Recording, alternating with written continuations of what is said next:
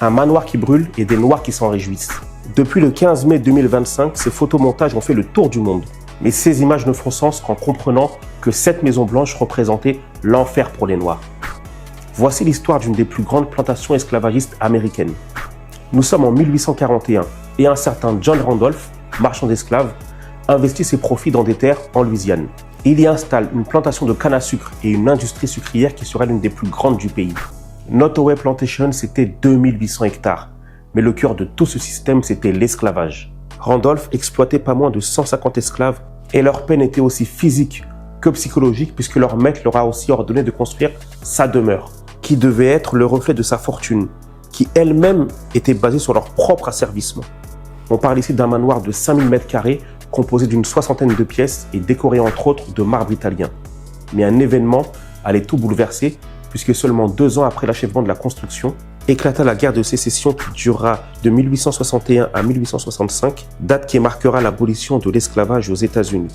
Suite à la défaite des États confédérés, il s'ensuivra dans le Sud un déclin économique et Randolph sera contraint de vendre une grande partie de ses terres.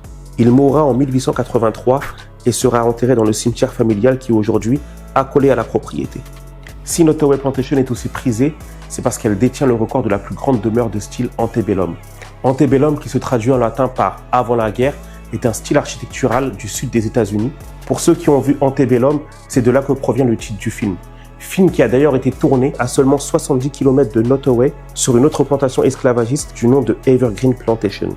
Si Evergreen Plantation a aussi servi de décor patrimonial pour le film Django, c'est parce que plus de 400 hommes, femmes et enfants y ont été réduits en esclavage sur ces 150 ans d'exploitation.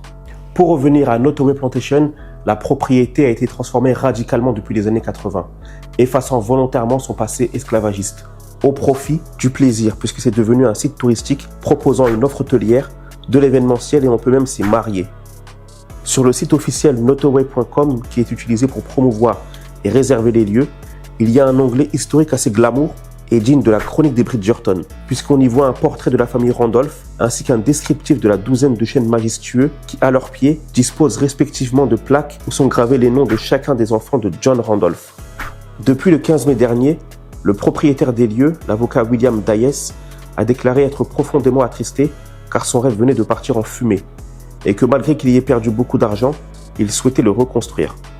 Comme on peut le voir, il y a toute une nostalgie qui est nourrie autour de Nottoway Plantation. Quant à son origine esclavagiste, on la devine plus qu'on ne la voit, puisqu'il n'y est jamais fait mention. Nous pensons que ce narratif va perdurer une fois le manoir reconstruit, et c'est pourquoi il nous paraît nécessaire de le contrer. Nous proposons de le faire au travers du concept « l'histoire fait l'art ». L'histoire fait l'art, c'est un concours artistique dont le principe est simple. Je publie une vidéo à caractère historique, et tu crées une œuvre à partir de cette vidéo et de sa phrase pilote. Pour cette vidéo, la phrase à incarner est « Nottoway a brûlé, mais la mémoire de ses esclaves anonymes ne doit pas partir en fumée ». Si tu es partant, tu as 3 semaines pour m'envoyer la photo de ton œuvre qu'on publiera dans un carrousel aux côtés des autres participants. Étape suivante, un jury d'artistes sélectionnera 3 finalistes, puis désignera le vainqueur dont l'œuvre sera promotionnée et exposée auprès des partenaires de l'antenne pour que notre histoire rayonne un maximum. Si tu veux être de l'aventure ou en savoir plus, écris-moi en privé.